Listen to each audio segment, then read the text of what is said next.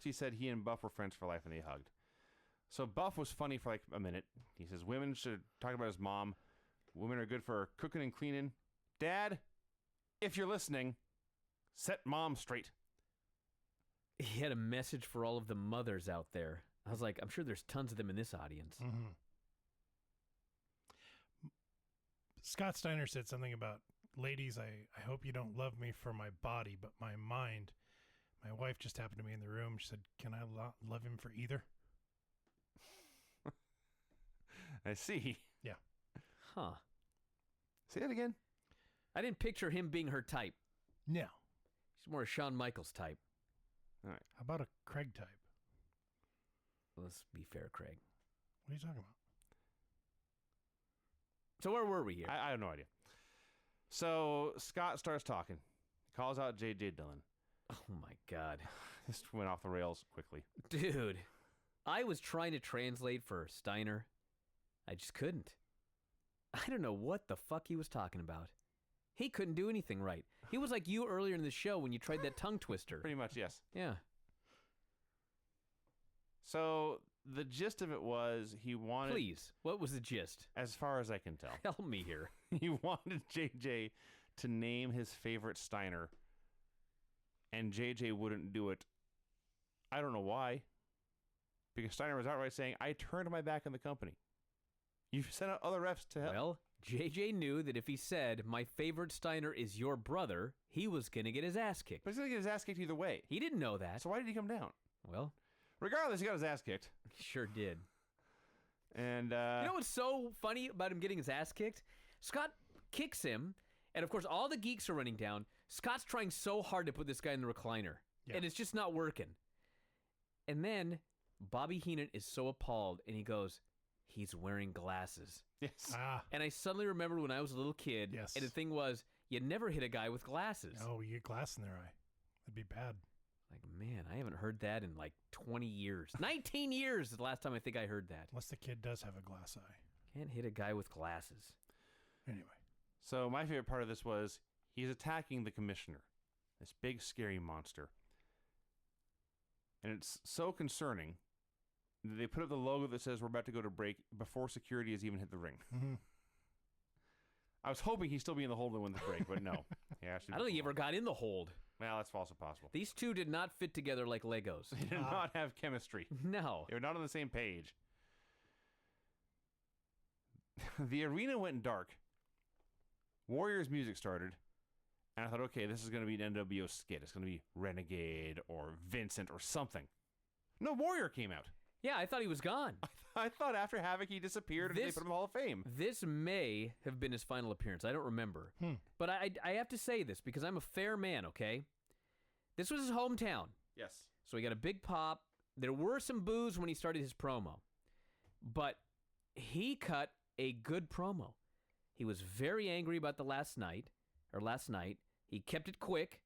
He said Hogan could have done the right thing, but he failed. He's going to be haunted forever. There's a difference between beating a man and beating a man up, and he beat Hogan up last night, and that bullshit pinfall didn't change anything. He said the time is near, same warrior time, same warrior place, same warrior channel. He just got in, did his promo, and was done. That's true. And he had fire, and he was angry about losing. Yeah. Hogan comes down to the ring, sends in Horace. Warrior beats Horace's ass. Giant hits the ring. Warrior low bridges him, sends him outside. Hogan hits the ring. Warrior lays him out. Punches Bischoff. Bischoff takes a bump off the apron. The place is going nuts. And that's it. Got his heat back. Even this fucking company of shitheads knew you put the guy over in his hometown. Yep. This was great. Yep. That had to be the highlight moment of Warrior's entire WCW run. Absolutely. Probably, actually, yes. I was going to say the moment he first appeared, but then that was followed by his promo. So, no. Yeah, they did everything right here. Scott Hall and Scott Steiner versus Lex Luger and Conan.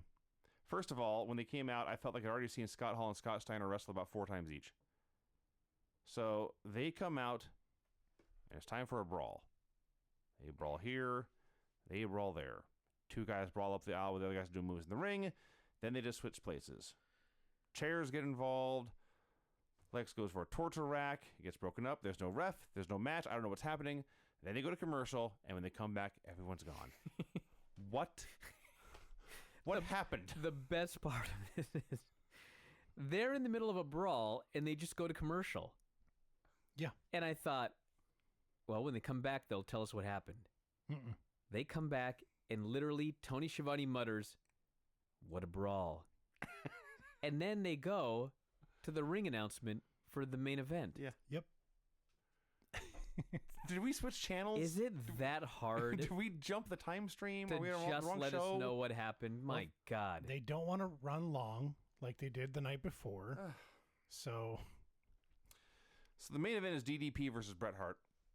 Remember earlier when I said the Giant don't give a fuck no more? Bret's on the same page. Like the most boring Bret Hart match of all time. He did nothing. Yeah, but you know what? I believe this was the first Nitro that ended with a good match and a title change since July. Probably. it's a pretty good match. It's almost November. You thought so? I thought it was pretty good. Yeah.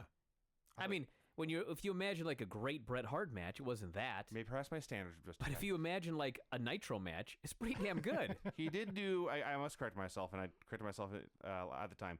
He did at least do a top rope superplex. So I can't say he did nothing. Totally popped a crowd too. It did. So let's see. Bret throws a mule kick. This was actually great. They're in the corner, and DDP's banging his head into the buckle, and Bret does the old mule kick, but his leg's so goddamn long that he hits Paige and the referee in the balls. Both of them. One leg, 4 balls. Yeah. And down they go. It was like a good bowling strike. It was. So It was a split and a strike. Yeah. I didn't know that was possible. Bret pulls out a weapon, then he revives the ref, and he swings the weapon, but Paige ducks, hits a diamond cutter, and the ref counts 3. For the title. It has not been a year since Survivor Series, and Bret's just doing clean jobs for secondary titles on Nitro. Yeah, but it was good. For what they did, it was good. It blows me away. It was really hard for Bret to get any kind of heat in the match because the first 4 rows on the hard camera, these fans absolutely loved them some heels. Sure. Every time he'd start yelling at them, they would just stand and applaud. Yeah. So Bret goes crazy afterwards. He's attacking Paige's leg with a chair, puts him in the sharpshooter. Paige is screaming and screaming, and nobody comes to break it up, so Bret gets bored. And he lets it go, and he grabs the chair some more. And finally, Goldberg runs out, and his show ends just as he hit the ring. And I wrote them down. There's been something really weird with my Apple TV because I knew Goldberg ran down, but it just ended before he ran down. That's how it ended. He got like one. We did ask Carl some of them. We never completed the questionnaire. Oh, let's I'll carry on fire with a that few then. more at him. And that'll also introduce people to the way his mind works a little bit. Yeah. Okay. Question 6. What The sound island, or noise do you love, If I Carl? was on Wish You Were Here, I'd probably say it's a bit barren. Not much there, but if There you isn't get a hotel, really one that you I love. guarantee good weather. Nice Right. noises, Yeah. like the No, what I ones you mean get. is- Like I like going in the It'll park. be a good holiday. Right. If you get a hotel, You right, go, the "Oh, that's weather's nice, always isn't it?" good, so You you're get, like, so bird you'll have a noises and nice stuff. time. Give me your fucking wallet. But then like Things like nice noises like that. And You fucking- you cunt. Time. why did you fucking sleep with her? It's lovely in the park, isn't it? But with those bird But- noises, Questionnaire that is often featured at the end of the TV program Inside the Actors Studio, Oh, yeah. where the host James Lipton always asks the same questions to every guest, and it's just supposed to sort of get their creative juices flowing, their mind working. We did ask Carl some of them. We never completed the questionnaire. Oh, let's I thought carry I'd on fire with that a few then. more at him. And that'll also introduce people to the way his mind works a little bit. Okay. Question 6. What sound or noise do you love, Carl?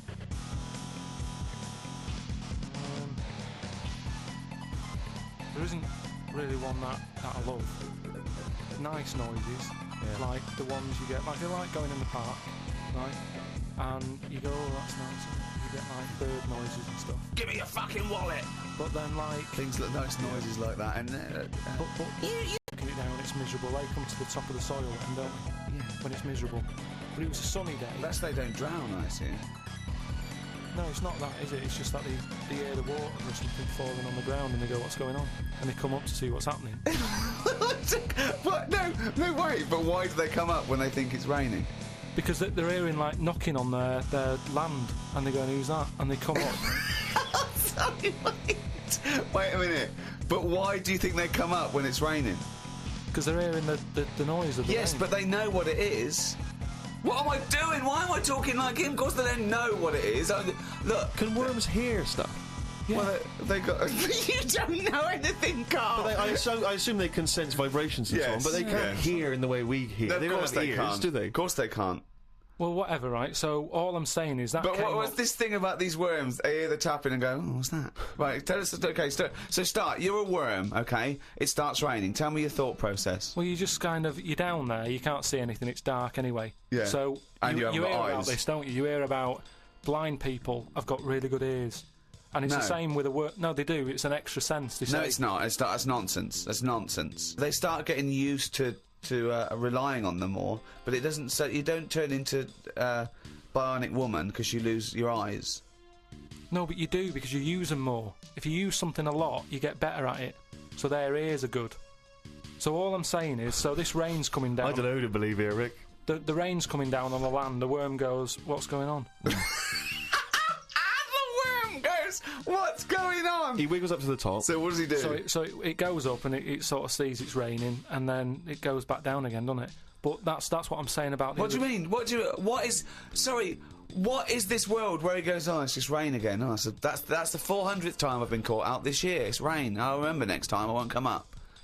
What do you think a worm is capable of in terms of cognitive thought? What do you mean? Well, a worm can basically tell certain chemicals and certain light patterns. That's all it is, really. Yeah, and It's not thinking. It's not choosing its favourite food. but you it's- don't know that. It's the same way you're saying to me, I don't know what a worm's thinking. You don't know what it's thinking. I know it's not thinking. You don't know that though. Is what I'm saying. You don't know what things are thinking. Everything thinks. doesn't No, it doesn't. No, it doesn't. No, the thinking. There's something in this room that's not. All right. What about this one then? What about flowers? Do you think they've got A mind. a feeling? Because here's something that Again, they use phototropism. They go towards the sun. They close and All right, open. well, here's- Can you they stop grow. using long words, Rick, like sun? Listen, do you know I've been to my mum and dad's, right? I was Yeah. talking to my mum about stuff, All right. and she was saying how this flower solved a crime. What happened was there was a murder, Yeah. right, in an office. So they said it's obvious that someone who works in the office did this murder because that person's only a sort of a typist. He has, they've done nothing wrong. So they said that's narrowed it down, right? So this flower man came in, and he said, "I can sort this out for you." So they said, "What do you mean?" He said, "Well, during the murder, the plant was knocked off the cabinet, Yeah. right? Right. And he had some special wires that you can put on Special the wires, flower, yeah. on the flower, and it's sort of shaking and stuff because even though you can't see it, flowers pick up bad vibes and what have you. If you shake a plant, it doesn't like it, Okay. right? So what happened was, he said, "Right, what we'll do, we'll put the plant back on the shelf, Yep. we'll water it, we'll calm it down, then get Give it a nice cup of tea. every member of staff Right. to come in the room Yeah. and just go near the flower. Right. So don't tell them." So like a lineup for the flower. kind Yeah. of. Kind of like a lineup. Yeah. But don't tell them what we're doing. Just send them in No. and say, stand by that cabinet where the Yeah. murder happened and what have you. Yeah. Anyway, it was a long day. They were getting through a lot of stuff. It was a big office block. Yeah. Yeah. They were going, this isn't working. The flower's not budging. Mm. Suddenly, they get into like the last part of the day when they were almost giving up. They call in a sketch artist. The plant gives them a. Some caretaker fella Oh. Caretaker. Yeah. said, go over there. Was it? You Was know, it an so- old man that? I mean, because Scooby Doo didn't like him from the beginning. No. So why is that janitor so evil? They send the caretaker over to the plant. He's going, he's thinking, I've got away with this. Of course. Plant starts shaking, what have you. They did him. Okay, wait a minute then. So was there any other evidence? Was that the only evidence they used in the trial? Well, no, it's one of them things, though. Imagine it, if you're that caretaker and you're thinking, I've got away with this, then suddenly a plant grasses you up. You weren't expecting that. So suddenly you're off guard. And you go, okay, can't get that chrysanthemum away from me, I did it. You're talking absolute bollocks. That was one of the most nonsense pieces of shit I've ever heard But in my anyway, life. listen, well, it happened, but... It didn't not because you happen. said it. But what I was saying is, about the worm, right, the worm that I saw, like I say, it was a sunny day. I thought, you know, what's that doing up here and what have you. So anyway, so this robin that I saw that was eating the worm, it had hold of it, and I thought it's a sunny day and that, give the worm a break sort of thing. So I went, oh, you, like that, and it sort of dropped it in shock. But then when it realised I wasn't that near it, it picked it up again and swallowed it. And I just thought, oh. Do you know what I mean? I don't know what you mean, no. I just thought it's a sunny day and everything. Normally birds are nice noises that I like, and yet there it is going about wrecking lives. Wrecking lives! It was a worm! But it just swallowed it really quickly in that, and I thought, that's life, innit? That's what life is like. 1 minute it's there, then it's not. I just thought, there's the worm. It came out, it was happy, it didn't know what was going on, and it had an extra chance. The robin dropped it, and then it got it again and ate it, and I just made me a bit fed up. Well, do you know why, don't you? You couldn't outwit a robin. You put it off, but then it won. But That's the terrible thing, isn't it? The worm was going, oh God, Carl Pilkington. So that's who's been sent to save me, is it, God? You've sent Carl Pilkington. Oh, I'm dead. That's it. Okay, eat me. But all I'm saying is our bird noises are normally quite relaxing, but not for the worm. Unbelievable. That was one question. Question 7. What sound or noise do you hate? As me or as a worm? I don't know what you mean. What do you mean? Why would we be asking a worm? I've never heard an actor say that to James Lipton. When he says, what noise do you hate? What, as me or a worm? No, Wow. all I'm saying is because of my last question, that's what I was saying. A bird noise is relaxing to me. Right. Well, it's not anymore because I think of all the deaths and stuff that go around that. So now you hate the sound of birds? I'm just saying it's changed my view on it. It's like anything, isn't it? Every noise can mean a disaster somewhere. Can it? Why? Think of some other noises you like. Okay, what's a lovely noise? No, hang on. Why would the sound of laughter, people laughing, why would that suddenly cause... Why would that also signify disaster? Asylums. Yeah, that's depressing, isn't it? They're always laughing in asylums. But it's a scary laugh, isn't it? What? It's like, oh... If you wake up in the night by the sound of, like, a baby laughing... Baby laughing! No, if I had a baby, right, Yeah. and Suzanne was out, she worked nights or something, Yeah, and I'd nodded off, I'd put the baby to sleep, yeah. and then it's 3 in the morning, and I'm woken up by the sound of a baby laughing, that would terrify me. How is this that? I just think the baby's sitting up in a chair like Chucky, going... Well, no, I think the baby's reading his diary. Thinking, oh Christ, this is my father. I just hope I'm adopted. Oh, God! A baby laughing! Oh, God! Come on. No, I'm not getting off this subject, right. So what other sounds, right? What other sounds, right, more you like. Well, come on, there must be sounds you like. No, the sounds he hates are even more fascinating. This terrifying, haunting baby laugh. I don't think you can pick any sound and say, I like that. I imagine we don't like the sound of a tiger. Evolutionary speaking, that's probably not a good sound to hear. Noises because, you know, when your mother sings you a nursery rhyme or something when you're a kid, Your mother's very voice, calming. of course, your mother's voice. That's probably pre-programmed for you to like it. Yeah. So there's a time and a place. A lion's roar, or whatever you just mentioned, a tiger growling, it's alright. If you're in a zoo, you go, oh, look at that. So there's a time and a place for everything, isn't there? Yeah. I don't know what that point is. I don't know how that relates. Because, I mean, I live in London. If I woke up and heard the sea, I'd be worried. I'd go, what's going on? You're like the worm who hears the rain. Question 8. What profession other than your own would you like to attempt? This is you as you, not as you as a worm. But have I had the training? Oh, for Oh, No, well, I've said before, haven't I, about maybe having to go at an operation. I don't know why it leaps from where. It leaps from no ambition, where if he could have a job, it would his best job he's ever had is a paper round, and if he could have a job, he'd like go to the cobbler once a week and then walk a dog. To I'd like to have a go at thoracic surgery. No, I'm just saying, I bet it's like we do this, and you know, some people like listening to it and what have you, and you go, fair enough, but I never feel like I'm doing anything of any worth. no, you're absolutely right there. But if you're going into like an hospital, which are places that are pretty miserable anyway, as an office space. Do you know what I mean? When you're in waiting rooms and that. I'd hate to have my office in, A&E. Yeah, that's what I mean. There's loads of ill people coming in. They're normally upset. Do you know what I mean? It's even if the sun's out, it's a depressing building, isn't it? There's people handcuffed to policemen. Not only have you got to go in that building and work in it, but you've then got the pressure of changing a lung or whatever I've said before. Right? Changing a lung, yeah. But I'd like to have a go at it so I can say... You've done it. I've done that. So, under what circumstances, in what world, do you think anyone's going to let you have a go at changing a lung and that? Jim will fix it? No, I'm just saying the Comic way... relief? But the way the world is, and the way that there's more and more people, more and more doctors are needed. I mean, it's already happening now that people are doing jobs that they're not really qualified for because they get sort of, what's the word? Sort of uppered too early. Uppered. Uppered!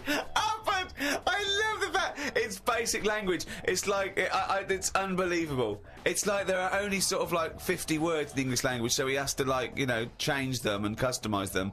Uppered. Do you know what I mean? Promoted. Yeah, promoted. Yeah. They get promoted. I prefer uppered. Uppered's great. So why was I not uppered? Unbelievable. So do you know what I mean? I think because more and more people are knocking about, we need more and more doctors. Yeah. You get a job in a doctor's, you're going to be promoted sooner now, I think. Yeah. Well, what I'd do is I'd probably upper you, and then what's the word? You go away them. I think it is you go away them. You leave the door. You leave the door. You fire them. That's it. That's the word I'm looking for. So I'd upper you and go away the doctor, if anything. But I've been to. You know how I don't like going to the doctors and stuff. Yeah.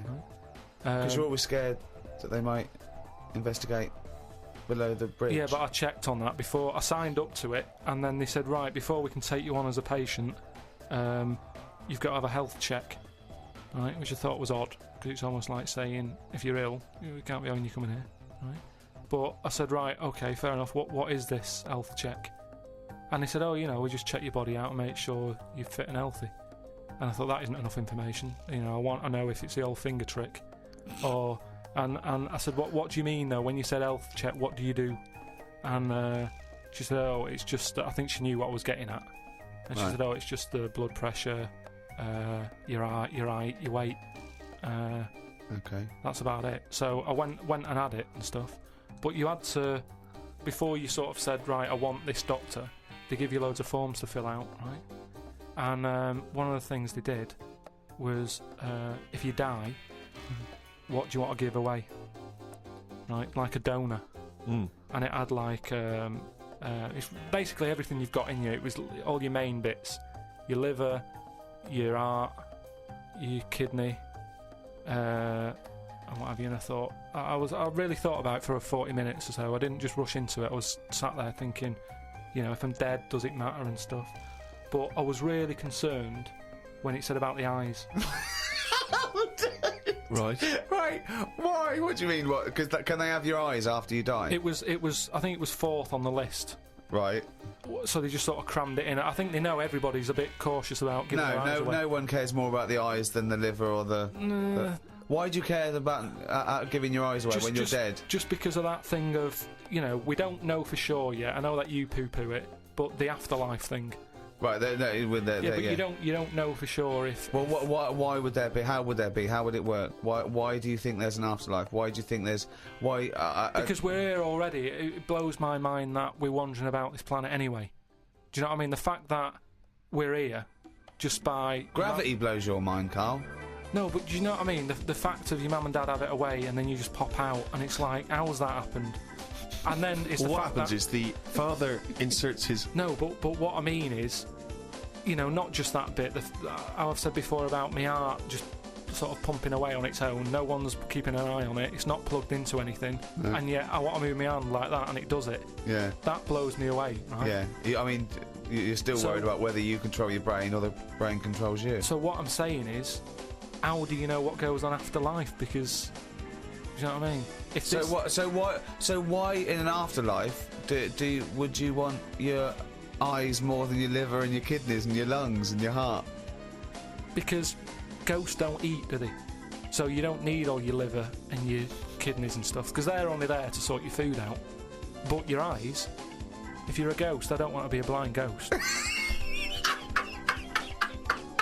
Because you're around forever then, aren't you? Once you're a ghost, that's it. So the idea of being blind when you're alive, you go, well, all right, then maybe in the afterlife I might be treated to a pair of eyes. But the fact of wandering about, dead for years, bumping into stuff... Oh, God!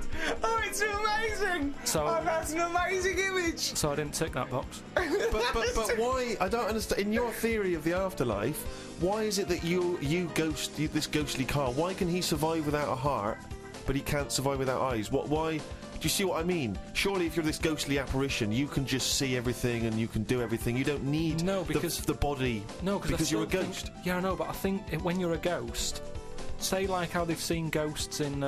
Right, could I just say now for any listeners, this is not the thoughts and beliefs of the management.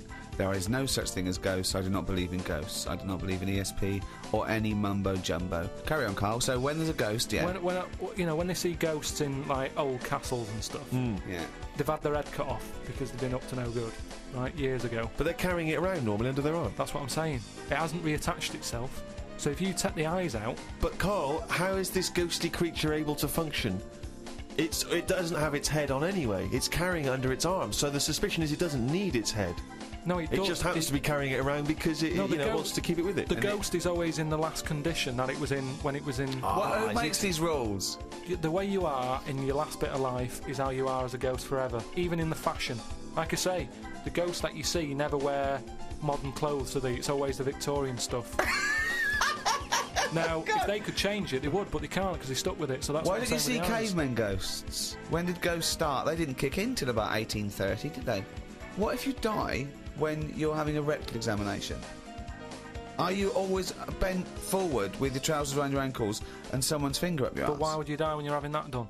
That's why I'm not having it done. If that's you saying. No. But you might have both been suddenly killed in a terrible disaster. Yeah, a meteorite hit you. A meteorite hit you, or that's when you get the moaning ghosts, isn't it? They're the ones who aren't happy. So you're going round, bent forward. You've got a doctor's finger up your arse, and what are you doing? You start going, oh, and that's when you have to get the vicar round. What do you mean? 'Cause they have to put you to rest and what have you, don't they? And what does a vicar do when he's going? So I get the vicar round.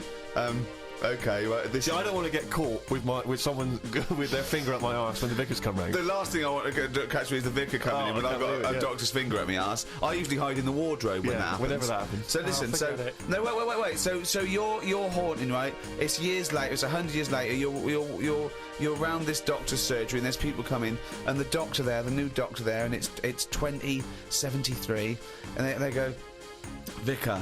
They go, Vicar, there's a strange ghostly apparition. It looks like an old doctor, right? And he's got his fingers up this sort of like little... It's like a chimpanzee, but with a shaved head. No, but the doctor wouldn't be... Are you saying the doctor dies as well? Yeah, you die at the same time with his finger up your ass. And so you're forever having a little rectal examination with your little trousers around your ankles. Well, that's when it'd be best not to have your eyes.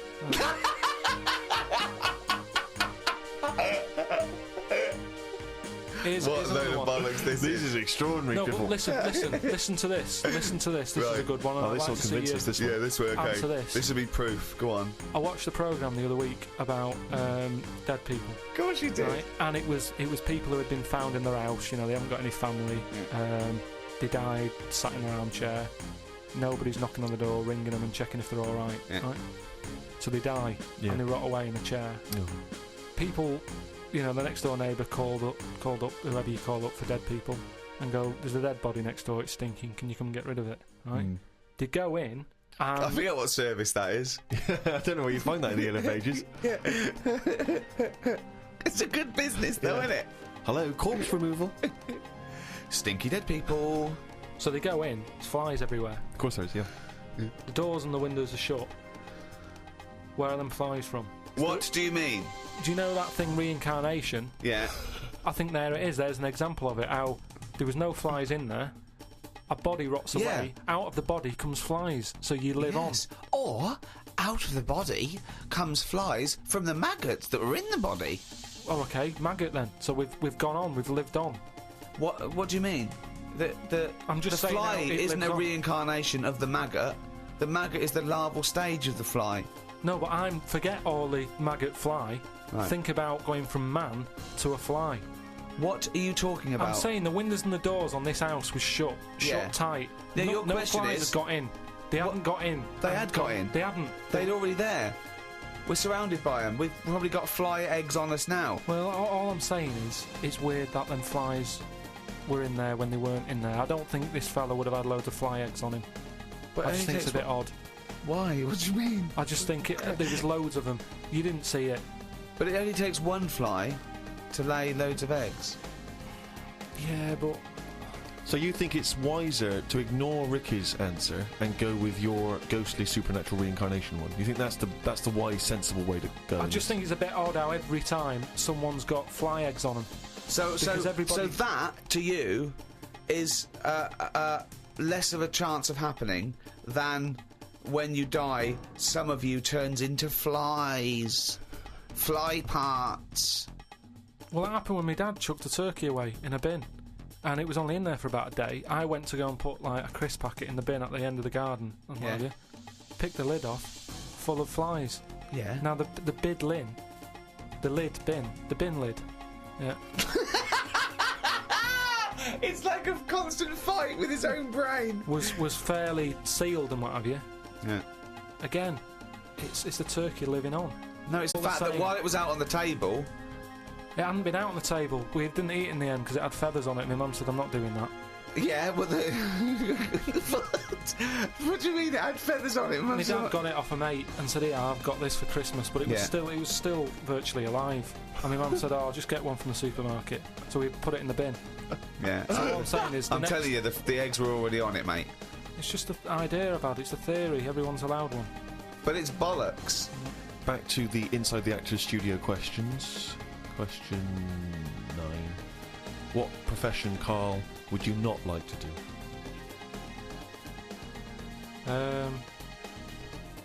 You see, in a way, some bad jobs are good jobs in a way. Because, one, it means that when you have holiday, you really appreciate it.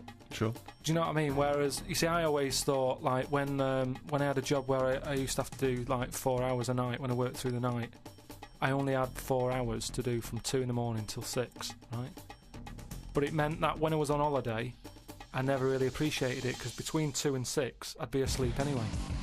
So, unless I got up at 2 in the morning and went, I'm relaxing now, instead of working, you don't get the full... I don't know what you're talking about. I don't know what you're talking about. The rules that you live by about what you can enjoy and what you can't. What's good with a holiday, right? If you work in a factory from 8 in the morning till 8 at night, packing socks into a rubber bag, right?